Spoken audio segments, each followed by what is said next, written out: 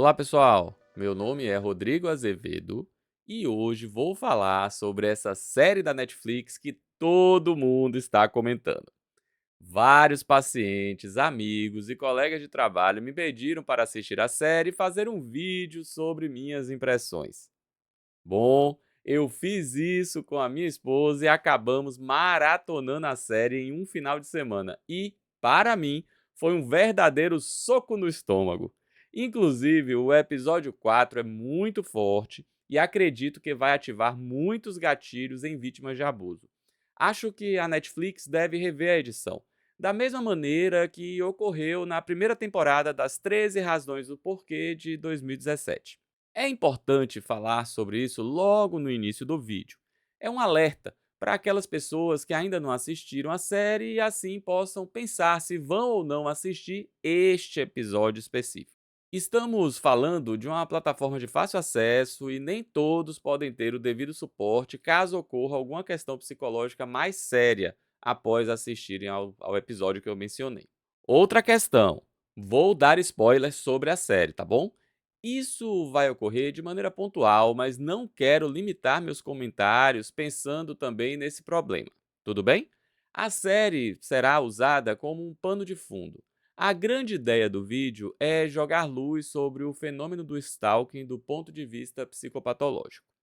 Depois dessa longa introdução, vamos ao nosso mergulho nesse mundo dos perseguidores e perseguidos. Bom, não posso deixar de começar sem falar sobre a catarse que o roteirista e protagonista da série, o ator Richard Gad, experienciou nessa produção. Este termo, a catarse, em sua essência representa um processo de liberação emocional. Sua origem é do grego catarsis, que significa purificação ou limpeza. Ela, a catarse, descreve a experiência de se livrar de emoções negativas e intensas. É muito comum ocorrer esse fenômeno no processo da própria psicoterapia. É também muito comum ocorrer a catarse através de uma representação artística ou de uma experiência emocional intensa. E afinal, como eu consigo reconhecer essa catarse na série? Pessoal, ela fica evidente quando analisamos a forma que o ator escolheu para contar a sua história. As cenas ao longo de toda a série são repletas de repetições, revivências e elaborações. Isso é tão intenso que ficamos muitas vezes perdidos na própria série. Para mim, é como se estivesse assistindo várias sessões de psicoterapia de um paciente. Isso foi impressionante. Outro elemento curioso, e aqui a psicanálise salta, é o embate entre o Richard Gad, que foi representado no personagem do Donnie, um bartender que aspirava a ser um comediante, o perseguido de nossa história e, por que não, a representação da neurose.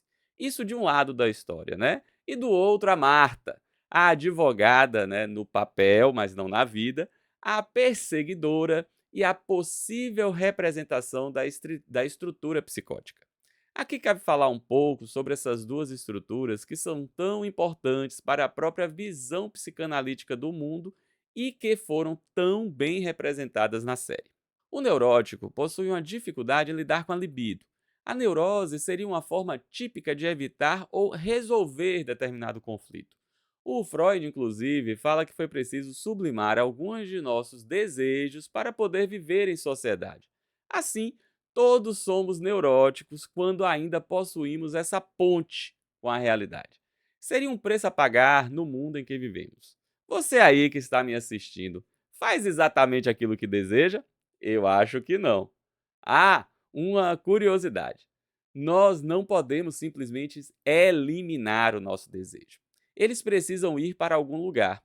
Eles precisam ser expressados. E nossos sonhos são um terreno perfeito para a realização desses nossos desejos. O próprio Freud fala sobre isso quando afirma que os sonhos constituem uma realização disfarçada de um desejo reprimido.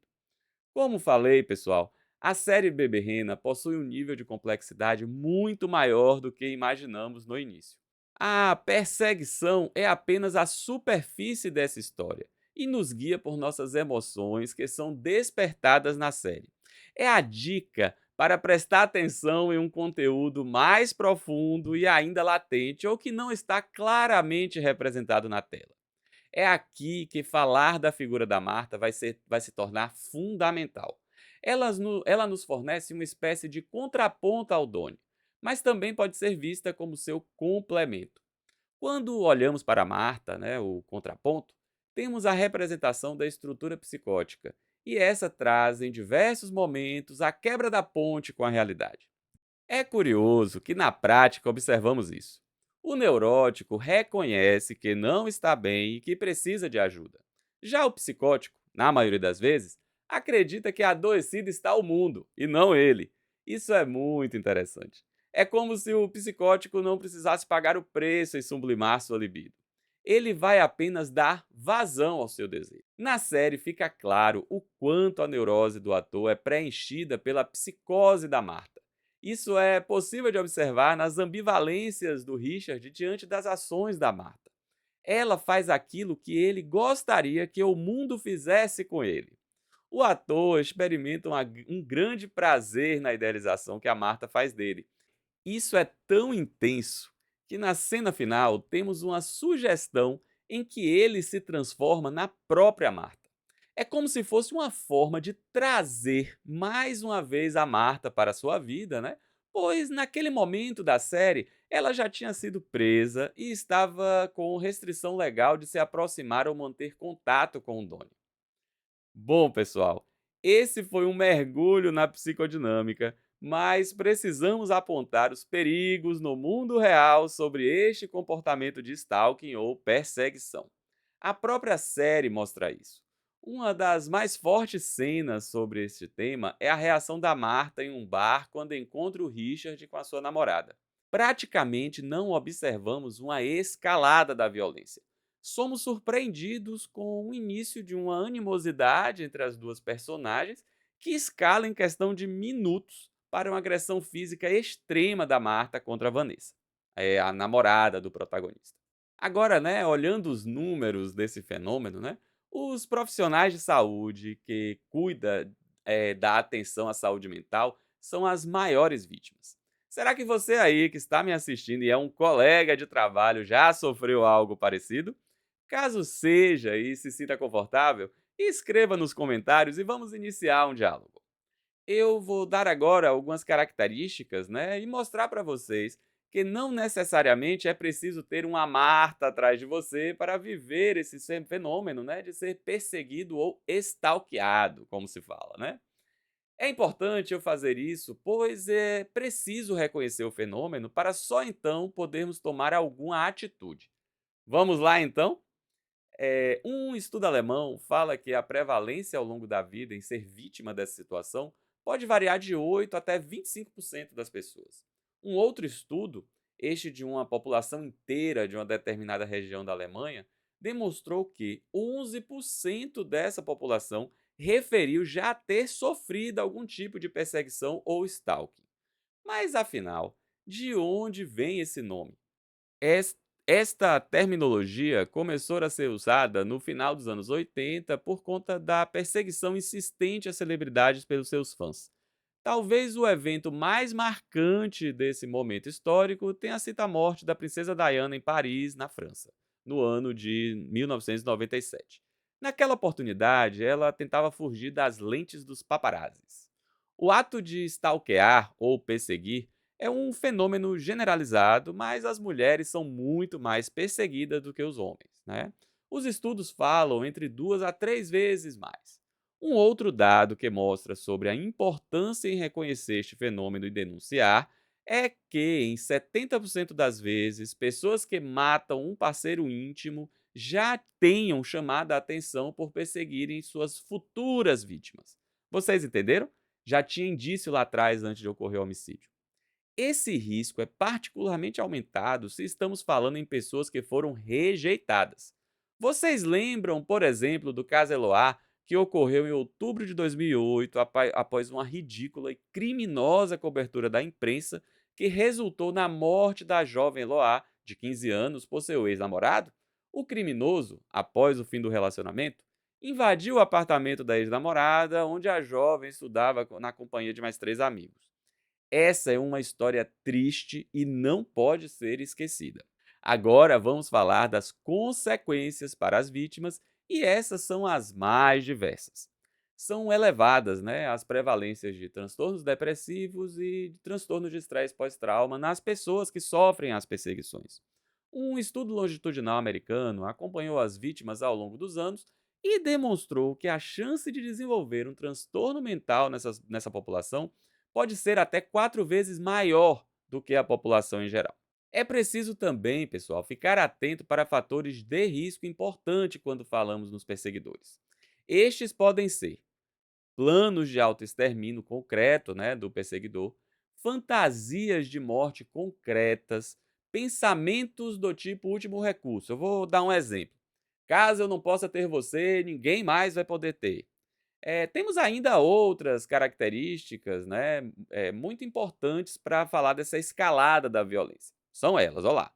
Personalidade psicopática, atos de violência precoce por parte do perseguidor, dano ao patrimônio da vítima, acesso a armas, aproximação física, como confrontação verbal ou tentativa de invasão ao domicílio, alta impulsividade, baixa tolerância à frustração e não poderíamos deixar de falar o uso de substâncias psicoativas. Nada de ficar no pensamento mágico que isso vai passar.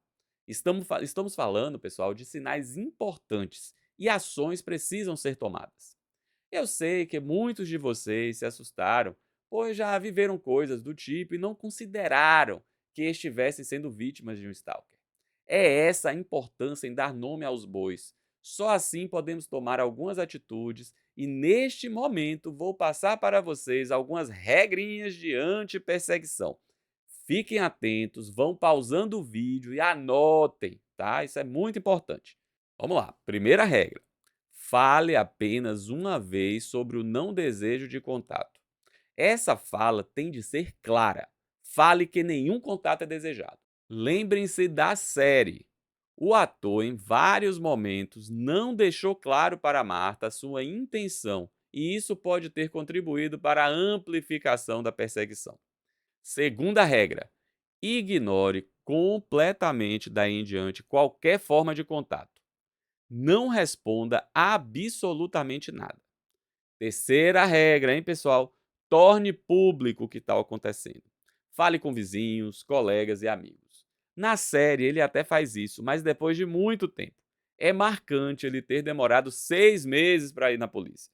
Quarta regra: documente todos os eventos. Pode criar, inclusive, um diário do Stalker, tá?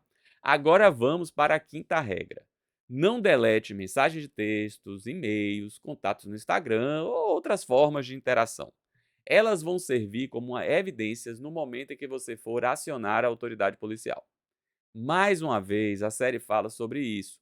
Vocês lembram, por exemplo, como ele não conseguiu provar a perseguição nas primeiras vezes que foi até a polícia? Sexta regra, essa é bem curiosa. Não cancele o seu telefone, mas grave as ligações telefônicas do stalker. Aqui você pode até arrumar um outro número para se comunicar com todas as outras pessoas da sua vida. Lembra daquele grupo do Zap, que tem alguém meio inconveniente, todos do grupo resolvem criar um segundo grupo sem adicionar essa pessoa? É mais ou menos essa a ideia. Sétima regra: não retribua ou congratule qualquer presente do stalker, mas os guarde como evidências, Agora, pessoal, a oitava regra. Quero que vocês agrifem para não esquecer.